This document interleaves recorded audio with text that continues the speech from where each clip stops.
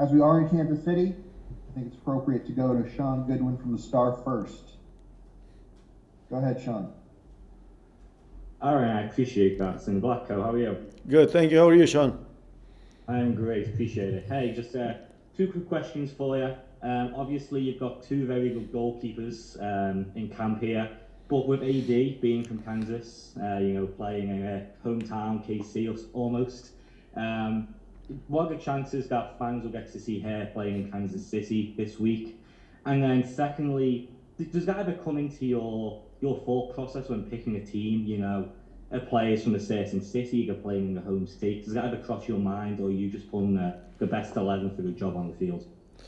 Yeah, so first, in terms of the goalkeeping, we're very happy with both goalkeepers, and they're performing very well in camp. And we'll see both of them on the field on this trip, and we'll just have to decide which one will go in which game. But in terms of where the players are coming from and what city or where they're from, or the supporters, we usually don't take that in consideration. Obviously, it's a very competitive environment. We have to put the team that we believe is going to give us the best chance to get be successful. And if that happens, that some players get to play in front of their friends and family, it's just a bonus. Okay, thanks, Martin. Yep. Thanks, Sean. Let's go to Meg Linehan. Go ahead, Meg. Vlatko, I know that you spoke about this in your media availability in Kansas City, but I was just wondering, now that players are in camp, if there have been conversations about what has been going on within the NWSL, if you view yourself coming out of the league, like what your role is kind of over the next few months into a year as I think player safety becomes all the more important to the growth of the NWSL. Yes, from the very first meeting, that was something that we spoke about. We talked about the importance of creating a safe environment for the players, and just talked about what this camp is all about, like how everything that they've gone through in their markets, in their team environments, club team environments, where they've led their teams through these tough times. But also the importance of being in this camp and leaning on each other and leading together and overcoming everything that has been going on. I've said before, I'm just saddened and feel terrible for the players directly involved in this, but also all the other players and staff in the league and women's soccer in general in the States. Thanks, Vlatko. Thanks, Meg. Let's go to Jeff Carlisle. Go ahead, Jeff. Thanks, Aaron. Hi, Vlatko. Kind of along those lines, I mean, what have been the nature of the meetings that you've had with the players? It sounds like you had one with the entire group, but have there been smaller group meetings? Have there been individual meetings to kind of help the players, navigate their way through this incredibly difficult time? So obviously we had a group meeting, and unfortunately we haven't really had a lot of time together. I mean, we've only been together for a little bit more than one day, and I know our GM is here and has had conversation with the players, a little more details. But overall, we're all aware of everything that has been going on, and like I said, this is an opportunity for us, obviously, to do the things that we love and play this game. But it is extremely important that we're here for each other and support each other, and through this healing time. Okay, thanks. Yep. Thanks, Jeff. Let's go to Nancy Armour. Go ahead, Nancy. Hey, Vlatko, thanks for doing this. Yep. Just curious, there's been a lot of talk this week about the possibility of a biennial World Cup, and I'm wondering, as a national team coach, how you would feel about that. What are the pros and cons to it that you see?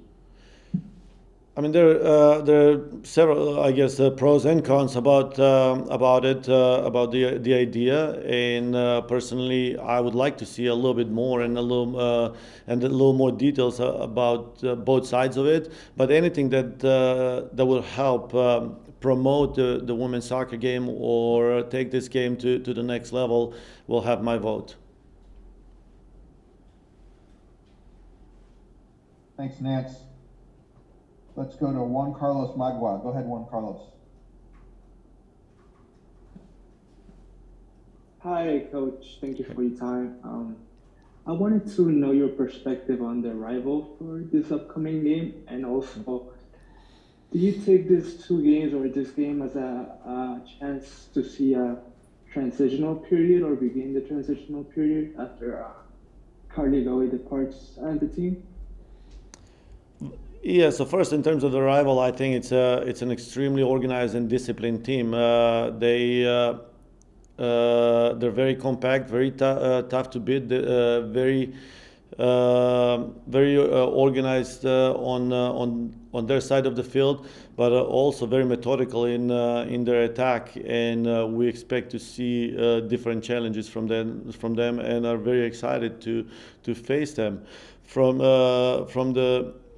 the other part of the question, whether this is a transitional period, I wouldn't say this as a transitional period. Like I said, that this is a camp for us to play the game that we love, to be together. It's to support each other, to just to use this period of time to kind of even get closer together. But in same time, if we can incorporate some of the young players and give them a little bit more minutes, we're happy to do that. Thank you, sir. Let's go to Jonathan Tannenwall. Go ahead. Thank you, Aaron, and thank you, Vlatko, as always, for the time. It's going to be Lindsay Horan's 100th cap. Theoretically, the celebration certainly the 100th cap starting out there. You know, what are your reflections on her and her, the number of different positions she's played over the course of her career, and still keeping going with the national team with all that she's done? Thanks. Yeah, so like you said, it's a camp of celebration as well. Lindsay's 100 and obviously Carly's success in the second game. But for Lindsay specifically, I think that she has done incredible job since she became a national team player, but especially ever since I took this job. I think that we can see the trend or how she's getting better from game to game. I think that we'll see the best of Lindsay in the upcoming matches or upcoming years, and I'm very excited for that, and very happy that she's celebrating her 100, and I'm sure we'll have a few more milestones for her in the future. Thanks, JT. Let's go to Jessa Braun. Go ahead, Jessa. Thanks, Aaron. Hi, Vlatko. Hey. I'm wondering specifically about Kat, who has been killing it with her club in Lyon in Europe. So I'm wondering what you've seen from her with the national team this year, and what her future looks like with the national team. I mean, it's not secret that Kat is one of the players that has tremendous potential, and I personally think that she's one of the players that I call the future of this team. She's very creative. In her very creative player, and the role that she has with the national team is just going to grow from game to game. Very happy with where she's at this stage of her career, and I'm always excited to have her in camp. All right, got a couple more for Vlatko, and next one looks like it goes to Jeff Cassie.